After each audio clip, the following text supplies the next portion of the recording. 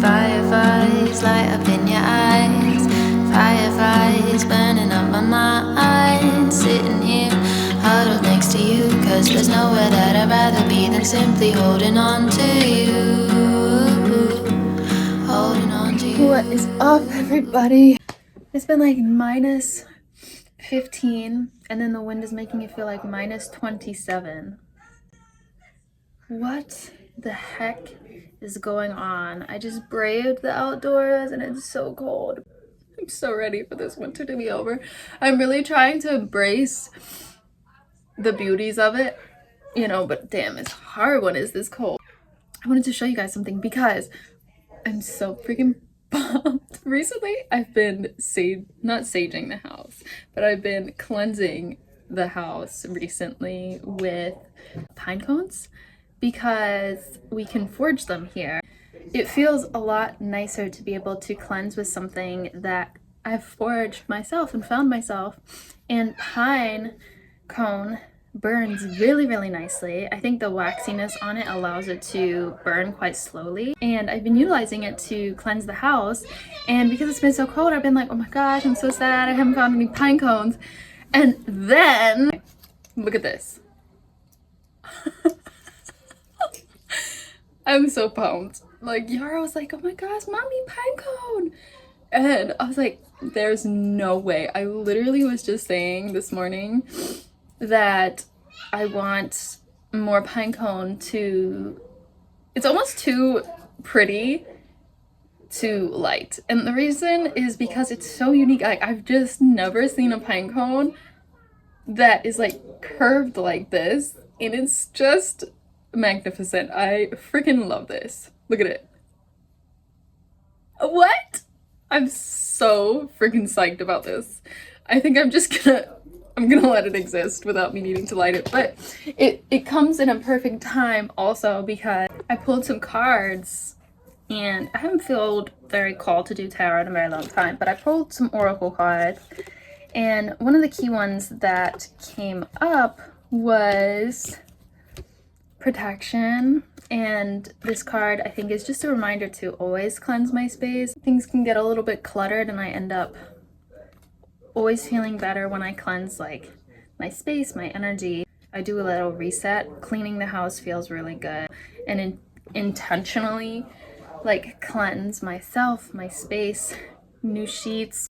It's just like a nice refresh, like get rid of the old in with the new, which is something that I'm feeling and trying to step into, honestly. The biggest ways that I'm trying to embrace more of myself in this period of like self-loving, getting out of the depression phase that I've been in, is like learning to love my new body and my new face and my new attributes that I feel like I have that make me even more of a woman than I was before. It's been a little bit tough navigating this, especially in a period of darkness. I feel like when I'm in a period of darkness, because I have a history of not so healthy eating, in the sense of really, really starving myself, to be honest. Whenever life gets really chaotic, the first thing I turn to is not eating. And I think it's because I can control the amount of food that I take in, and I can control the amount of like pounds or kilos or whatever that I weigh. And it's such a detrimental way of being. I get that. And luckily motherhood has saved me from this cycle that I've been in because I'm still breastfeeding. So I have to eat a certain amount to sustain my child. She's also older now, so I'm not breastfeeding all day long, but I still, you know, need to replenish myself. I think what's been hard of that is like in these moments, I'm like, oh my gosh, like I can't starve myself, which is a good thing. But my brain is like, no, you should be starving yourself. And so then I all of a sudden become very obsessed with like my weight and how I look. I think as someone who's naturally always been really small, it's been really hard to still be larger than I was before I was pregnant, you know? Because like right before I got pregnant, I was at the smallest I'd ever been, and I got very comfortable at that size. I don't think it was sustainable, but now all of a sudden I'm 10 pounds heavier than that, and 10 pounds is literally nothing. I know it's nothing, but to me it's so much, you know? And learning to like love my new body has been interesting cycle, especially when I get into depressive loops. When I'm really happy, I kind of lost that care for it, but when I'm like stressed, the first thing I want to do is just control. Where can I find control? I'm like, okay, I can control how much I eat, I can control how much I weigh, if I just do this and I just do this, and it like gives me a sense of like peace for some reason. So yeah, I think the lack of like filming and getting comfortable sometimes online has been with the like, oh my gosh, I don't like the way I look, like I don't look thin, and it's so stupid. A lot of people also probably look at me and that's not even something they're thinking about, and it shouldn't be something we think about. It's one of the biggest reasons why I actually went off Instagram a number of months ago now, almost 4 months ago, I think 3 or 4 months ago, because yeah, deactivated my whole account. I think the Ozempic crisis, as somebody who's had an eating disorder, is really triggering because I'm seeing more and more people like incredibly thin, and I'm like attributing my beauty to that. And so many mothers post about bounce back culture and like all these things, and I think it's awesome when women take it upon themselves to rebuild their strength and feel good in their body. That's not what I'm talking about. I think just the communication around it can be detrimental to me personally, because I soak it in, I go, oh my gosh, wait, my body didn't bounce back like that, or this didn't do that. So it's like I had to remove myself entirely. And I'm realizing a lot of the things that I've had problems with are just very addictive. And I'm like having to break all these cycles. Hi, Mommy. So, welcome to this journey. I really appreciate you guys for being here and for everyone being so comfortable. Hi, Mommy. Being so open and feeling connected to my words. In my last video, it means a lot to me. I was really nervous to be so vulnerable online, and to know that others watched it and felt a sense of peace or comfort meant a lot. So I appreciate everyone that's here. Let's go. Sitting here, huddled next to you, 'cause there's nowhere that I'd rather be than simply holding on to you, holding on to you, holding on to you, holding on to you.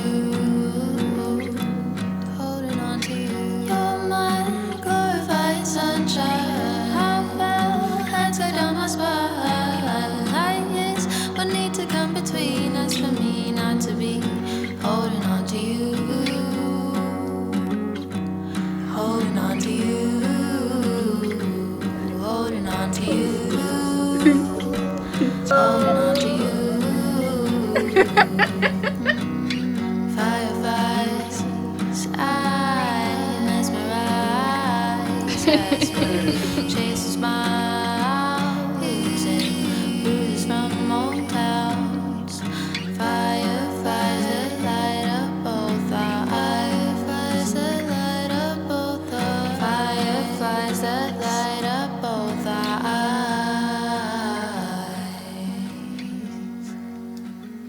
'Cause there's nowhere that I'd rather be than here with. The other day I made a video and I was talking about how in moments of chaos I like to try and control things that I eat, and I get back and sucked into this belief of like my body isn't attractive or I'm not attractive.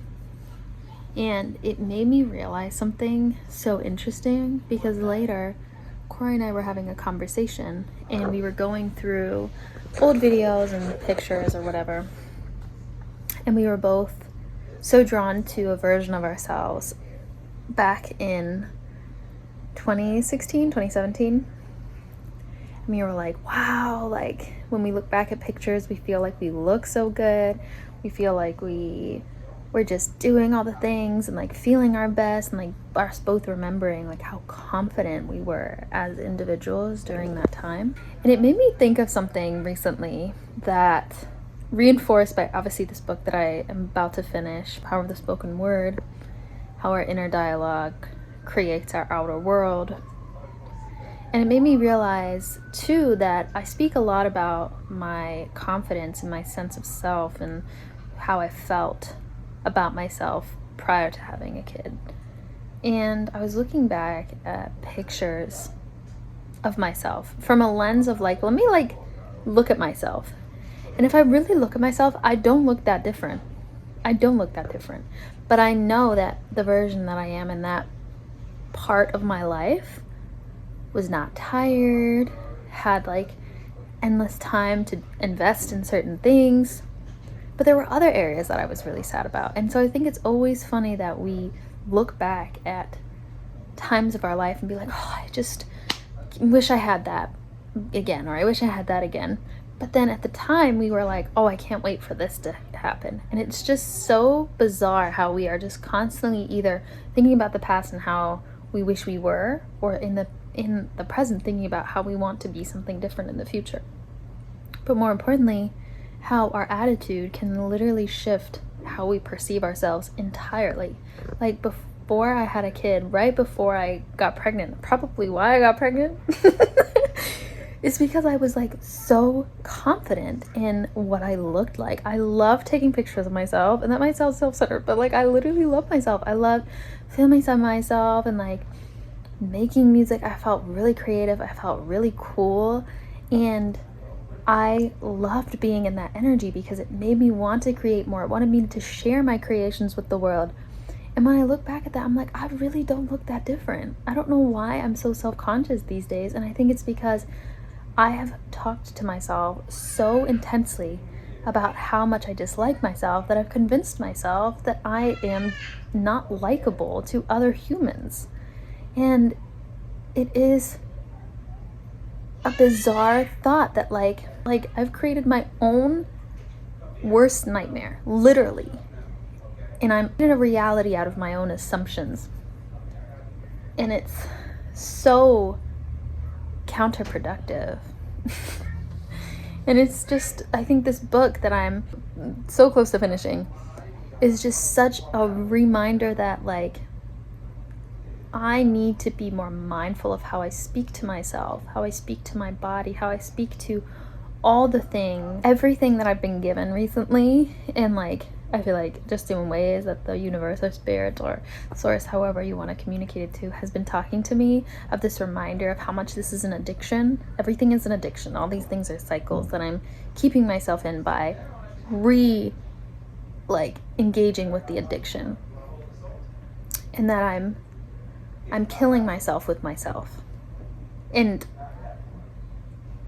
that is not something that I can continue doing. And I shouldn't be continued to do, you know? And it got this story sent to me as well in this newsletter that I'm subscribed to. It is about a dog, and a dog that enters this museum of mirrors and sees a bunch of dogs. Obviously it's himself, but sees all these dogs growling back at him, even though it's him growling. And he lives in this state of fear for all night and being stuck in it. And the next day, people find him lifeless. It's a very dark story, I'm sorry. But the moral of the story is that he himself killed himself. And it is just a reflection of like your thoughts and how you're seeing the world and how you're yelling out into the world is like what you're going to receive back. And if you look in the mirror, in your own physical mirror, and if you aren't complimentary of all the beautiful things that it has that's staring back at you, if you're growling at it, if you're angry at it, all you're going to see is anger and ugliness back, because that's what you're projecting. I don't know if all of this makes sense, but I'm having like this moment of like realization of like, holy moly, I need to speak higher of myself, of this beautiful soul that I've been gifted to have, and this beautiful avatar that I've been gifted to live in. Like my soul thought this was so beautiful and chose this body. Like, what am I doing? What am I doing? What am I doing? Who cares? Why am I caring about how much I weigh when, like, there is so much beauty in this world? Like, at the freaking acorn that I found. How did I transition from that acorn to, I'm nervous about, like, get out of here. Get out. But you know, the toughest thing is to love somebody who has done something mean to you, especially when that somebody has been yourself. Have you ever done anything mean to yourself? Well, it's very important to look inside yourself and find that loving part of you.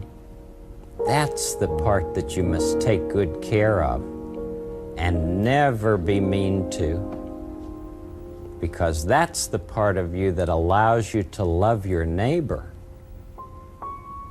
And your neighbor is anyone you happen to be with at any time of your life. Respecting and loving your neighbor can give everybody a good feeling. I got back into the routine of like filming again and was really excited about it, and then I stopped because there is a lot of really awful things happening in the world today. So much that affects me in ways that make it hard to be excited about what is happening in like my life, because I'm like, all these women that have been hurt by these men and these files and all the things that are coming forward. As a childhood SA survivor, it is hard to navigate all of this information, and when I think I've heard the worst, I hear something even more worse. I feel physically sick to my stomach. Like it makes me want to vomit, honestly. Anything, this should encourage, I think, humans to want to be more kind to one another.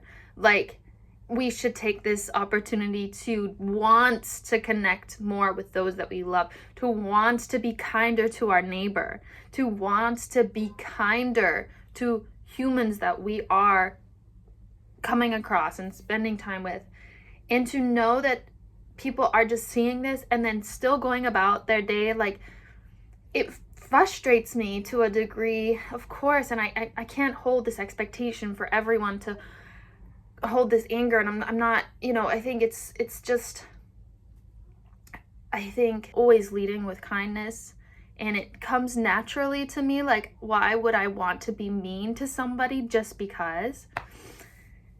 And like, even more so now, I feel this even greater desire to be even nicer, because I don't know what someone else is going through, what they've experienced, how they're being affected by not only these files, but also everything that the American government is doing to families and to individuals. It is honestly some of the most horrendous acts of meanness. Like, they're just mean. People are just mean, soul-grabbing individuals, power-tripping individuals, and I genuinely am very frustrated by it. I was like feeling all these things, and I got on the train the other day, and there was this woman with her baby, and I'm very vocal when I see women or elderly not being given a seat. And she's standing there, and not a single person got up for her. And I am saying, like, can someone get up for the lady with the baby? And everyone stares at me. A seat becomes free. I'm like, okay, go sit over there.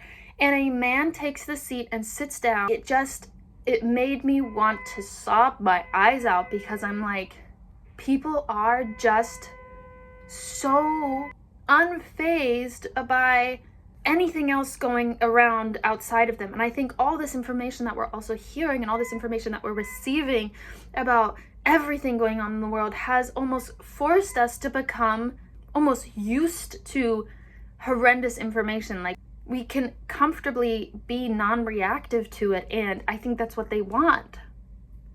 And I think we should be angrier. I think we should be more vocal. I don't think that we should be so comfortable in silence. Because all of these things that are happening impact human beings in their life and the way that they end up leading their life moving forward. And I don't even know. I just needed to share that because I'm like, it's hard, and I need to remind myself some days, like, I need to pull myself away, or I need to, like, I get it, but I think you can pull yourself away and still be kind to the people in your immediate circle. You can still be kind to the people around you. Like, I just want people to be kind. Like, let's just start there. Maybe we don't feel like we can solve the greater issue, but let's, like, be kind to begin with, you know? I'm gonna pause there because I'm getting very worked up, but it's a lot to digest. It's a lot that is happening in this world that I feel like my channel, I need to make it very clear of, like, what's important to me. And I want everyone who is here with me on this journey to also feel that this is an important topic to talk about, and it is an important topic to know about and feel about. And I hope that all of you are okay and feeling okay and finding a sort of sense of peace throughout this. It can be incredibly detrimental to our mental health. And so I encourage everyone to just find a moment of peace when they can, to try and bring their energy back to them and not get totally consumed by all of it, because it is a lot. And I'm with you, and my heart is with you.